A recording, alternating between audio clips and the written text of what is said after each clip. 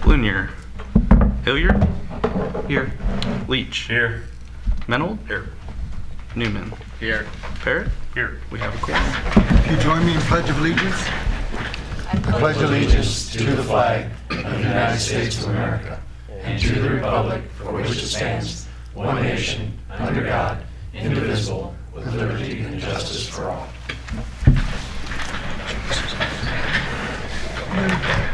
No public hearing, presentations. The consent agenda tonight is the approval of the minutes for the regular meeting, February 7th, 2022, and the approval of the bills. We can have a motion. So moved. Second. Any comments? Call the roll. Parrott? Yes. Newman? Yes. Menold? Yes. Leach? Yes. Hilliard? Yes. Motion passes. I have nothing except a big thank you to the street department. I've had a lot of citizens compliment the street department this last week, so another job well done. Village clerk, Nothing tonight, Your Honor. village administrator, Nothing tonight, Your Honor. chief of police. I have one item tonight, Your Honor. The acceptance of proposal from Axon Enterprise Incorporated on a 5-year contract for body cameras in the amount of $137,986.70. In addition, the acceptance of a proposal for Axon Enterprise Incorporated on a 5-year contract for in-car cameras in the amount of $83,046.61. Could we have a motion? Motion to approve. Second. Would you like to explain, chief? Due to the police reform bill that was passed last year by the state of Illinois, which mandated that all law enforcement agencies go to body cameras by 2025, we started doing some research on ours. We currently have in-car cameras, but not the body cameras. So we reached out to 2 different companies, with one of them being Axon. We started talking with them probably last September. We have since done a trial with them using their body cameras, their evidence.com, which is their software, and have just found that that would be our recommendation to go with them. Some of the things that are nice about the contract with them, with the body cameras, at year 2.5 or halfway through the contract, they send us all brand new body cameras. We send the old ones back. So it's not like for that 5 years we're using the same ones. If there's any new software, any new upgrades to the body cameras, we'll get those automatically included with this contract. The software is included, the storage is included, training is included. And the body cameras, as far as the in-car camera portion of it, and part of the reason I brought this to you now, even though that this will all be purchased off of next year's budget, is they're about 12 months out lead time on ordering those. The body cameras are only about 90 days, but the in-car camera equipment's about 12 months. Our in-car cameras we're currently using a company called WatchGuard. We're at about the 5-year mark on that equipment, which we're find would probably last a couple of years, but we would be looking to replace that in probably 2 to 3 years anyway. With this being a year lead time, it just made sense to kind of do it all at once. It puts it all in the same software, all compatible with each other. We found in the past that, you know, if we use 2 different companies trying to integrate those 2 systems, even though companies will tell us they'll integrate, doesn't always happen. Where with this all being the same company, they've showed us that it will all work, and all of it is, like I said, the storage on the in-cars will be included in that as well. The other thing that's nice about this contract with the in-car cameras is they will actually send out technicians and they will install all of the equipment into the squad car, so that saves Mr. Noss a lot of time of having to take out the old equipment and putting in the new equipment. Axon will do all that. It's all included in that contract. So, All right. Any questions? I read the information, but I can't remember. So the in-car cameras now are Axon, or are they something? they are WatchGuard, and we did reach out to WatchGuard. They do have a good product as well. After they found out that we weren't looking to purchase, like I said, we started this back in September of last year. So after they found out that we weren't interested in actually purchasing until this year, we kind of lost contact with them. And so we just pushed forward with Axon because they've been consistent throughout the whole procedure. So how will the 9 months between the 90 days you get the body camera and the I think it's going to work okay. It's not ideal, obviously, because once we get these two integrated basically with the evidence.com process. You can put the in-car camera right uploaded with the body camera and any taser information. We use Axon's tasers right now, and that all goes into a file, and that file can then be accessed by the state's attorney's office. So what we'll have to do is, for that 9 months, is we're going to have to keep, we do in storage, we do our own storage right now for the watch guard, so we'll just keep that completely separate and until that is able to be integrated in the 9-month period. So I think one thing that the chief didn't mention here, but that he did send us information on, is that there are a couple other law enforcement agencies that are currently utilizing this, and at least with the body cameras. I don't know about the in-car cameras too, but if something happens where the officer draws a weapon or a taser or what, that it'll activate everyone's system. So there have been multiple times that we have backed up these other agencies, or they have backed us up. So it will happen where that has occasion to come into play. We really don't have a lot of choice on this. The infinite myopic wisdom of our state legislators, with their continuing mandates trying to regulate our law enforcement community, has placed us in this situation where we have to get this to be able to comply with those. So it's unfortunate that they want to target the law enforcement communities under the false rationale that there is a plethora of bad apples within the law enforcement community, but it is what it is, and we are faced with this, and I think that because of the time frame before we can get it, and when we have to have it implemented, that we don't have much choice. Thank you. Well, I think it's an opportunity, positive opportunity for us to make our officers more safe, make the information more accurate, and I see it as a positive thing. Well, and it is, and unfortunately, a lot of officers, when camera systems first get integrated, they believe that, you know, everybody's watching them and that it's a way to try to persecute them. And in all actuality, the reality of it is that it tends to exonerate the officers from the false accusations which are made upon them. Would you? I would agree, and that's one of the reasons that I didn't want to wait until 2025 to do this. I think it's prudent that we do move forward as soon as possible with it.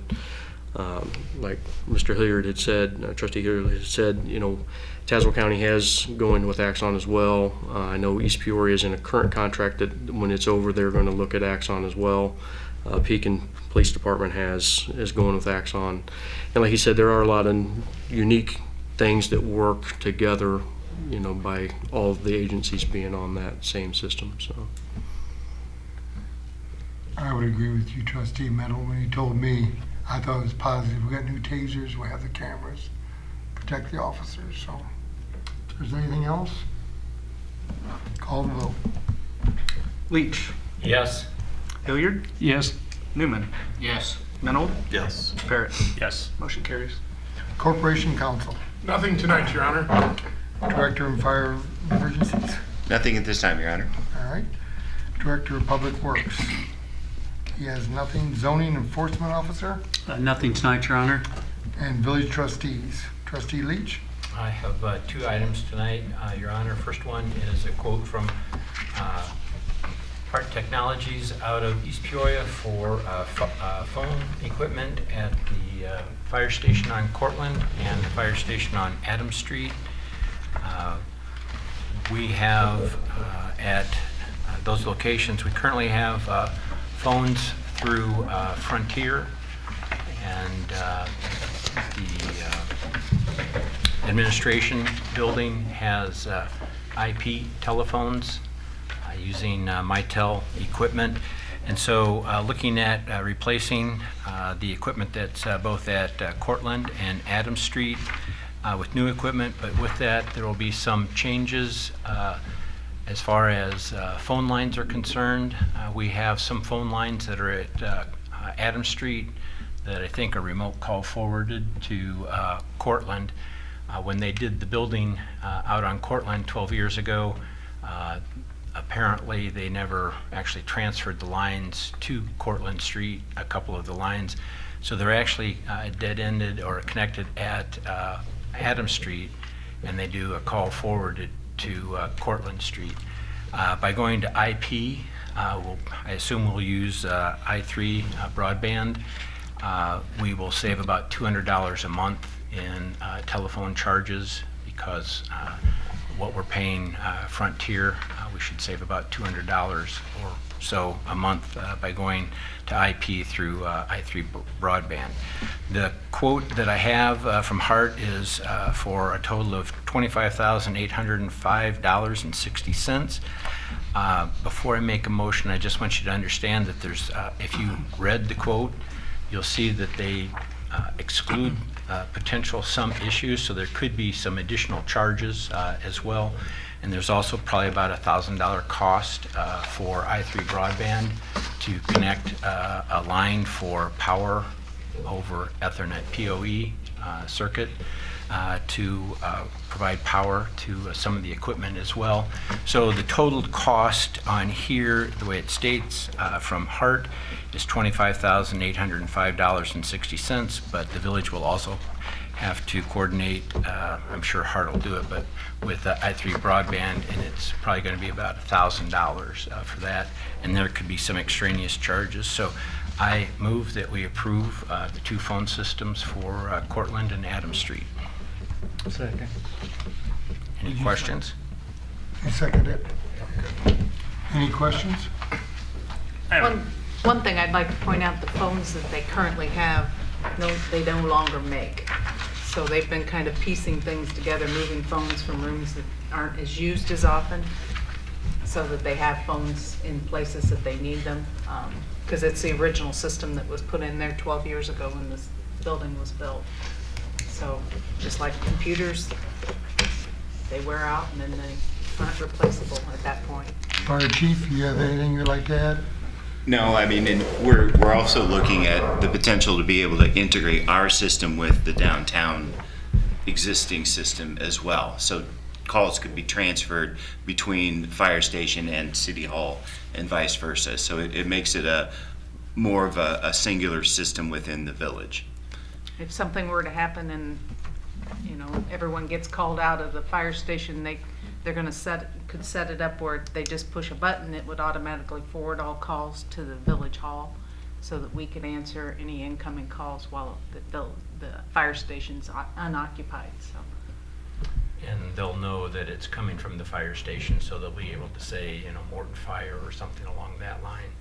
I would assume that, I'm making a big assumption, but I would assume that when we do the gas department building on Birchwood, we would utilize the same style of phones so that the police station has these same phones, I think, don't you, the Motel? The older version, yeah. Right. So with that, it won't be foreign for somebody to walk up to a phone to be able to make a phone call, because they are going to be basically standardized throughout the village.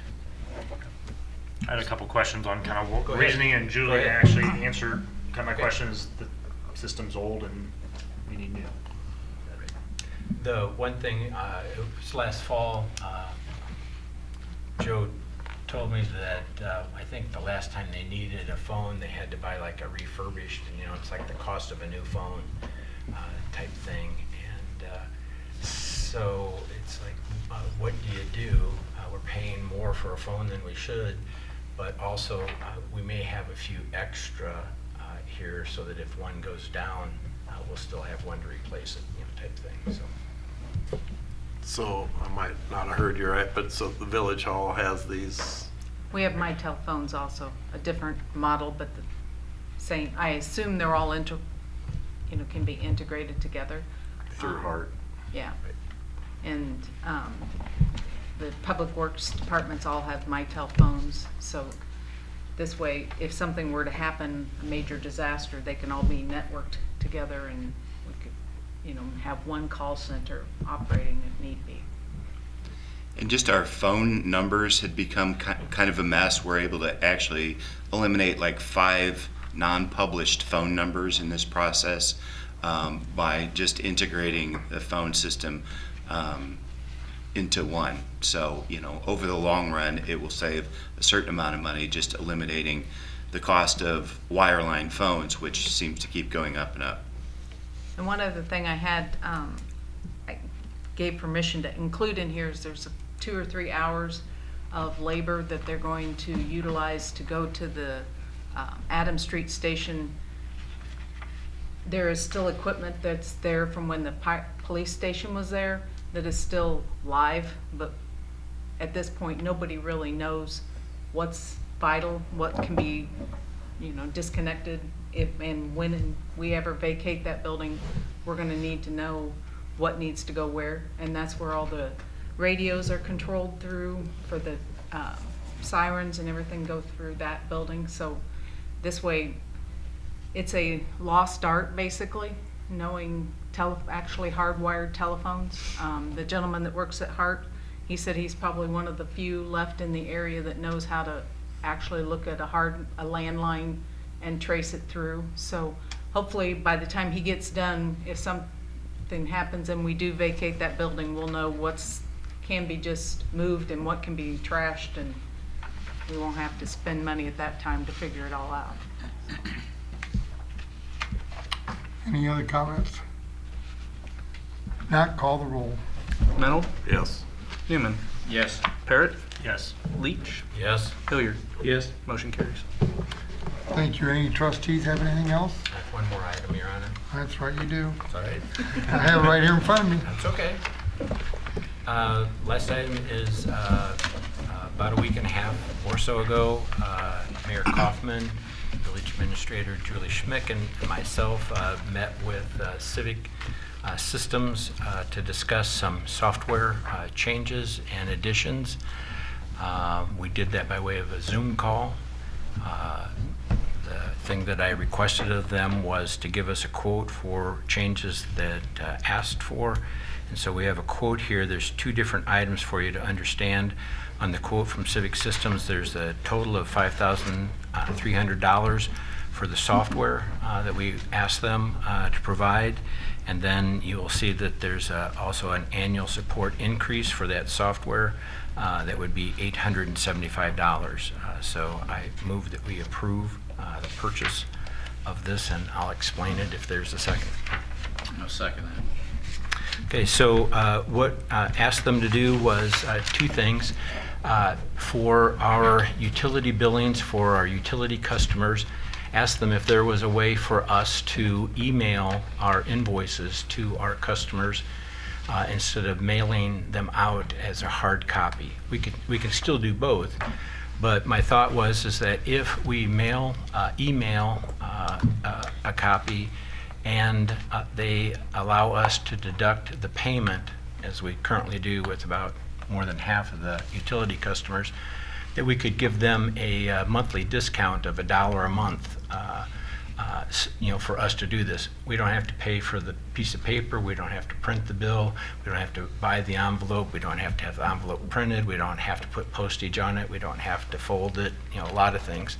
So from that, I would suggest that and I would come back with a ordinance later for that.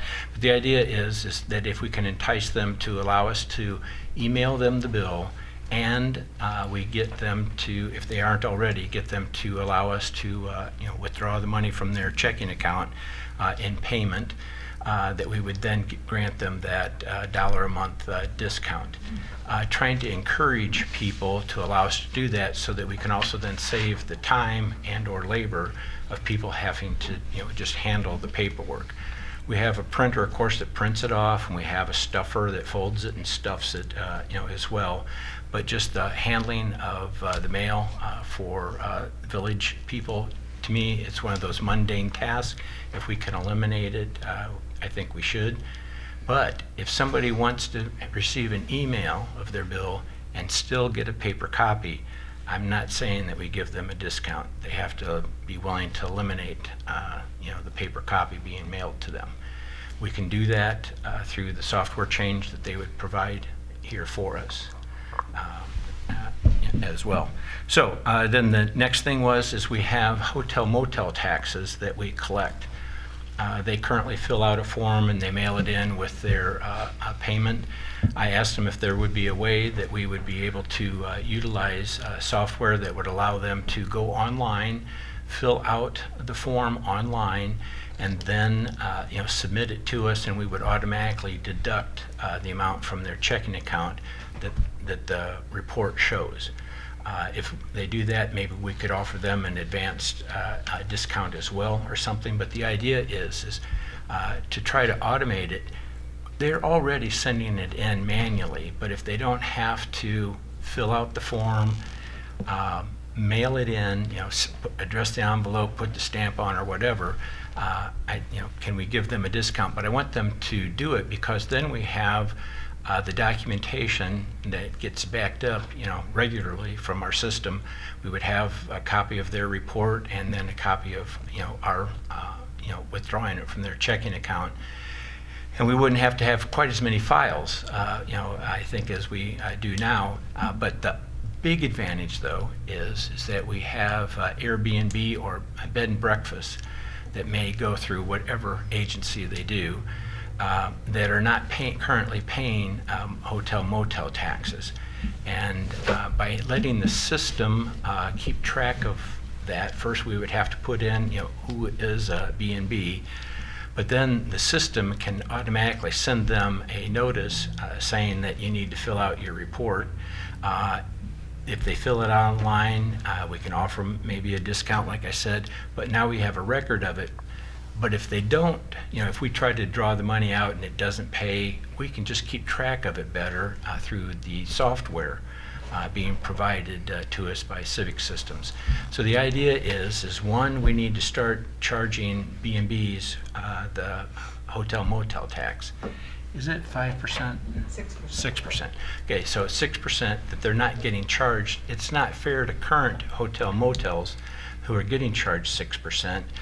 But the income may not be quite as large from B&Bs, but if we can reduce some of the labor involved, envelope comes, you open up, get the report, calculate it out, stamp the check, go deposit it. If we can eliminate that, does it make it a little bit more worthwhile to start going after B&B hotel motel taxes? Okay, so those are I think the three largest things that looking at trying to do with this software. So, any questions? I have a couple questions. Hotels, was 7 hotels in town? 7. Okay. I guess, and they do this. They submit their reports monthly with the check for what they owe. I guess on that side of the thing, I think for the 7 hotels, I'm all for automating stuff when we can, and kind of where you started going there with utility bills and things. I think that's a worthwhile expenditure. This to me kind of seems like a large amount of money for what we would get out of it. And you mentioned the Airbnb, and again, I think if we had, if we were a resort town where we had dozens and hundreds of Airbnbs or VRBO, places where people were paying that, I think it would be, again, worth getting that kind of automated system for those folks. In this instance, we have, a handful, a couple. There's more in Morton than you know. Because when the movie came, I didn't realize they like staying in those when they stay there for a week. And they did the movie down in Lincoln, and they were doing it. And when we spending money on tourism or events, this Airbnb is a big thing anymore. Some of those Airbnbs are charging $165 a night, and they're getting it. And I find it hard. We take money out of tourism fund for the 7 hotels, spend it for an event. People are coming, and they could even, at one time, the movie people couldn't rent any for a week or two because a wedding party was coming to Morton, and they had them all rented. At what point, how long do you have to stay? Because isn't there a difference between a hotel motel versus rental? At what point does it become a, what does anybody know, the hotel tax versus a rental? Pat, do you? It's in 90 days? What's that? 30 Is it days. 30 days? If an individual stays more than 30 days, then there's no hotel motel tax charge. Okay. The other thing is too, when you look at the Airbnbs, I'm not against them. I think we just need to know where they are. But we have residential zoning and we have duplexes. And you can't later on put a duplex in a residential area. I've been looking at the pictures of one and they're making a duplex out of it. Yeah, and I think, in a residential area. and I think that's a completely separate issue, though. I mean, I mean, Right. I don't necessarily, but there's other ordinances that would need to be, that would deal with what can or can't be, an Airbnb. I don't disagree with you, but as far as the charging, because now an Airbnb, they're still supposed to pay the tax, right? And so them not paying the tax isn't our fault that they're not paying it. That we don't have an automated system isn't, to me, if I don't pay my taxes, and I'm like, well, you didn't give me an automated system to pay my taxes, that's still on me that I didn't pay my taxes. So while it would make it easier for them to pay the taxes, it seems that the hotels are getting by with it, the 7 hotels, and I'm sure there's more Airbnbs than what we know about, and more of that happening than what we know about, but it still doesn't seem like enough to justify to me the expense on the automated system. Right, but the first thing that I would say is you don't even know what the expense is. I mean, you know the expense of this, but you don't know what the income is. You don't know what the expense of the B&Bs are. We're not even attempting to go out and find them and collect it. And I guess my thought is that if we have the software to enter the information, to know who they are, we can go out to Airbnb or sites trying to find out where they're located in town. We can put the information into the computer, and then if they don't submit a report, we can tell the computer to send them a letter saying you haven't filed your report for this month. Okay, so that's the idea, and it can take care of that type of thing that we don't have to do. So I guess the question is while you may think that there may not be many of them, you and I have no idea how many there are in town. We don't know how much money we might be giving up. And I'm going with what the mayor had said, last summer, is that they spent over $20,000 at B&Bs in Morton last May. So I guess my thought is that there are places in town, we have no idea how many there are, but if we have a central database that we can create to put the information in and then start making sure and following up with them that they submit their monthly reports, even if it's $0, they still need to submit that information. And then the system can tell us, is anybody late? Has anybody not submitted their report? And we don't have to try to remember who that is. We just let the system take care of that mundane task of following up with people. And that's the part about it that I think is best. If we don't police this tax, will it just continue to be ignored? And I think we need something to help us do that without having to make it one, mundane, or two, cumbersome. And I do think the software would help in that way. We also looked at the software possibly being able to help with our liquor license. All the changes that we have in that, and that's kind of cumbersome. Tammy takes care of a lot of that. If we could get it to a website and just, some of them could be automatic and make it easier for them, but we'd have one database where they all are in each different kind. Mr. Mayor, I have a question for our administrator. Are you aware of any Airbnbs that pay any taxes to us? Have we received anything? No, and originally I thought that it was because we didn't have an ordinance that states that, but if you read our current ordinance, it says that they should be paying. I did reach out to the two main companies, VRBO and Airbnb, to try to get them to implement it on their end. It took me about 6 months to get a response from anybody, but one, I don't even remember which one it was now, said that we didn't have enough volume for them to do it from their side. I know like Peoria Heights implemented it several years ago, and so maybe they're grandfathered in, because they do collect it for Peoria Heights, but they were not willing to do it for us, so. Because I thought that would be the solution. Somebody registers for an Airbnb somewhere in Morton, they would automatically collect it as part of the fees that are collected, but they're not willing to do it.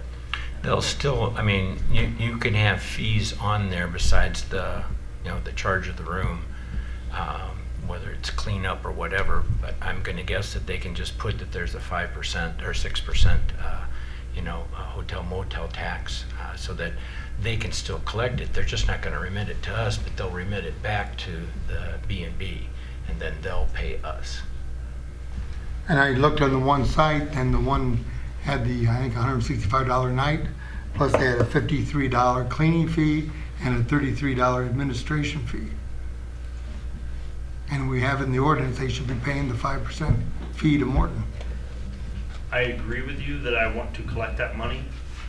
I don't think this is the answer to do that. I think this would, at some point in the future, if we regulate Airbnbs to the point, some sort of, you have to register or something to that degree, then I think this might make sense at that point, because it's still like an honor system thing, right? And they're not paying taxes now that they're supposed to be paying now. Them getting an email, does that make them pay taxes then? I don't think they get no correspondence from us now. There's no follow-up. There's nothing done now.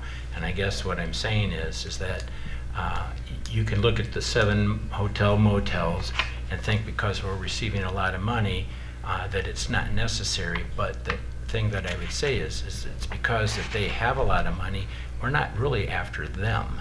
We're after the others. And I'm just saying take that mundaneness away. But we can still offer the same capability to those 7 hotel motels to fill the form out online and let us automatically withdraw the money from their account, and it just saves us that part of the paperwork as well. No, I understand what you're saying. I guess I disagree that this is the answer to what you're trying to do. How many invoices do we send out for rent? Utility bills? Yeah. It's right around 6,000 a month. And it cost us about 67 cents, just paper-wise, not including labor, so that's where the dollar. But this doesn't have anything to do with utility bills, right? No, it does. It's both. I mean, Yeah. Well, I thought this was just the hotel motel. there's 2 different items on there. Okay.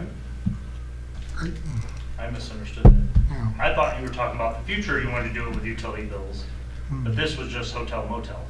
So this $5,300 is for the hotel motel tax collection and our utility bill collection, and we could use it for liquor license collection, all of those things. Right.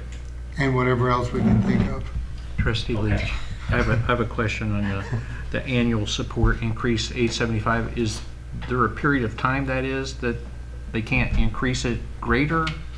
Is it like for 5 years or 10 years, or is it I think infinite? we get an annual bill for annual support. Yeah.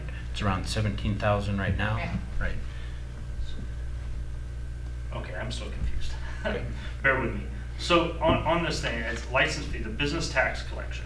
Mm-hmm. Okay, $2,500. What part of the system is that? Well, they didn't break it down real well, but I'm assuming that might be the hotel motel tax, and the Okay. other 1,000, I'm assuming, is the setup for the collection of, or emailing invoices out. Okay, and is that collecting. the business, the CR web services then I would assume would be that's the utility part? I think so. Yeah, okay. And I would feel like the hotel motel tax could pay that $2,500. Right. Yeah, That- it's administrative that expenses. Hotel motel tax would pay that $2,500 of the bill Tourism fund. Okay. to collect more hotel tax. Okay. And I should add, this is ancillary, but you certainly can sue your Airbnb operators to collect past due taxes. I mean, that's not uncommon. So there's been concern expressed about the lack of payment, and I understand this is a solution to address that, but you do have recourse if you desire to pursue it for prior uncollected tax revenues. So right now, I guess our thought is to try to identify who the B&Bs are in town and the VRBOs. If we can identify them, create a database that we can then start utilizing to let them know that you're going to have to start paying this by such and such a date. Okay, and that they can start collecting it. And then at a later date, because even if we were to approve this tonight and ask Civic Systems to put this in, I'm not sure exactly when they would have it ready. But then at that point in time, we would also be able to inform them that they can start filling this out online. One other thing about the utility bill, we do have the ability to send stuffers by way of email. So oftentimes we have stuffers in, with the utility bill. We can still do that. It'll just be a PDF that goes out with the bill as well. So we have that capability as well, or we will have. So identifying Airbnbs that we haven't figured out how to do that. Correct. This is just a way of tracking them. A database to start somewhere. Correct. And We know then- where some of them are, because Yeah, they've but I been mean- used, but we'll have to work on that. I mean, in most communities, you go to the large bookers and you just search by zip. I mean, it should not be a tremendously labor-intensive process to identify most of the vacation rentals. I think a license, requiring a license, even if you don't charge them a fee, I think a license would make it easier down the road, if we want to look at that. License them. You could explore licensing them. There's also zoning issues. In many communities, you are seeing increasing zoning regulations specific to Airbnb, so you address where they can be and whether you have to have a special use permit to get an Airbnb. That's one easy way you could blend kind of registration and make putting the village on notice that you're doing this within our existing permitting structures. So that isn't something we've explored, but that's something I'd be happy to work with Brad on and bring an ordinance to the Plan Commission for their consideration. And so we have the same licensing thing that would allow us to license, do the liquor license would also allow us to do the license for anything else. And I'm not sure, I only thought of this, Chief, is that I don't know about dog licenses, but I mean, literally, whatever you put in the system, it can follow up for you.